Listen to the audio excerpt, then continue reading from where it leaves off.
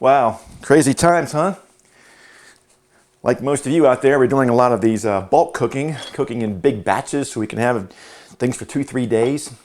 Doing a lot of grilling as well. It's springtime. Chicken on the grill, hot dogs on the grill, hamburgers on the grill. Are you getting tired of pizza yet? I know we have. Day one. Today we're doing our corn salsa. My son absolutely loves corn salsa. But he likes black beans in his, so what I did is I take my can of beans, drain them, rinse them well. So I did find one ear of decent corn that I can get, prepped here.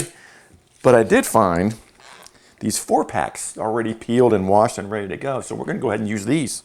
They're not as fresh as these corn on the cob, but hey, you get what you can get with this time of the year, what's happening in America today. But they also didn't have any red onions. So I'm going to go with the sweet onion to go in its place. So we're going to use a Vidalia onion.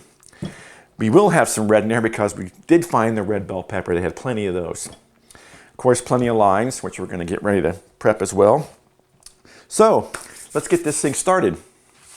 We're going to be cutting the corn kernels from the cob, but instead of doing it on the cutting board and making a mess and them rolling all over the floor, I'm going to use my big wooden bowl. And we'll just put the corn right in the bowl and we'll cut down as close to the cob as possible to get those kernels off.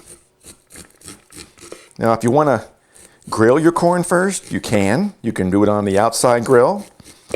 If you want, you can even put it on the open burner on your stove and toast it up. I just like to do it right off the cob. Make sure you scrape the cob because you want to get that milk to come off into the salsa.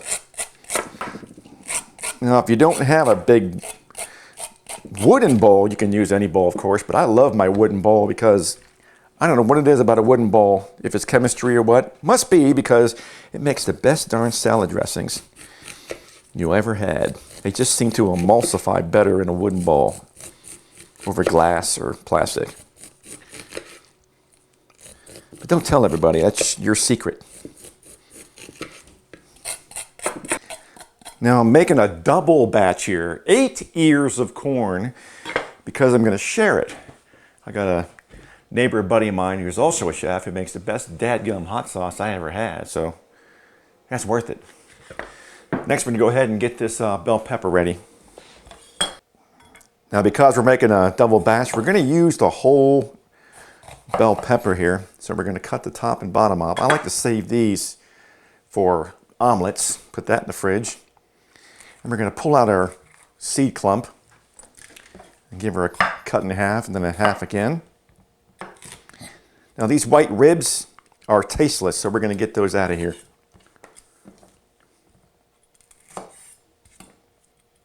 Always make sure you're cutting away from you, not towards you. Now, when we dice these, we're going to do a small dice. And to do that, you're going to make sure you have the shiny side or outer edge of the pepper in the down position. Otherwise, your knife will be bouncing all off it because it's very tough. And we're going to come in with our nice little rolling chop. Nice thin julienne. Give them a turn. And we'll give them a nice dice. Keeping your fingers out of the way, of course. Claw grip.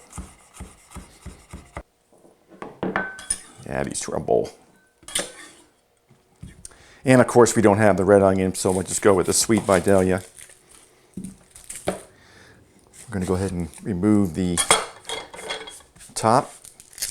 Leave the root end intact. Give her a peel. Then we're going to do a slice through the onion, not all the way through. You want to keep the root end together to hold your onion together. Come across once with the knife. And then we're going to do the rolling chop again, nice and thin, small little dice.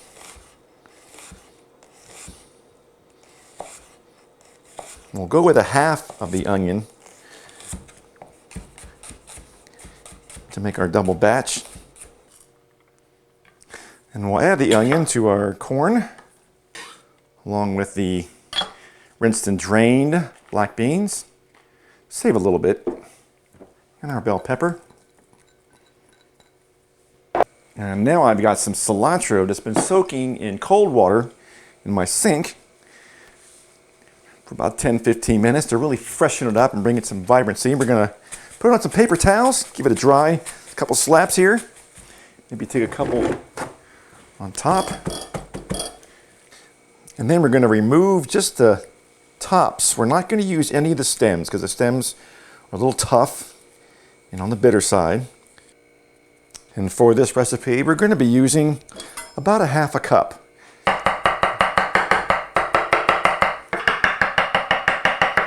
We'll add this to our corn salsa.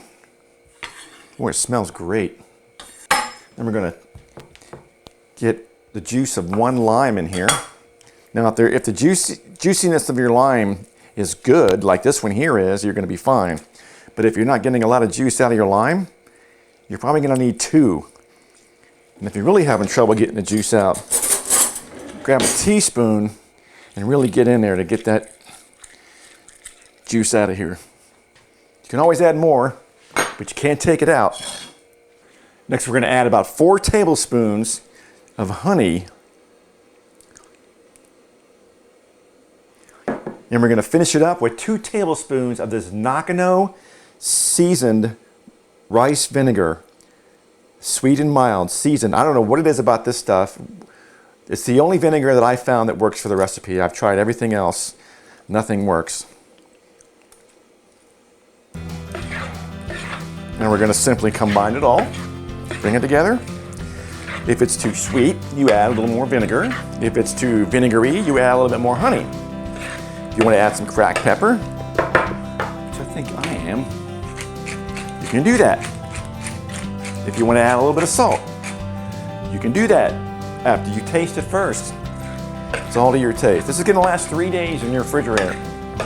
I doubt it, because it's good with any grilled food. Let's see what we have here.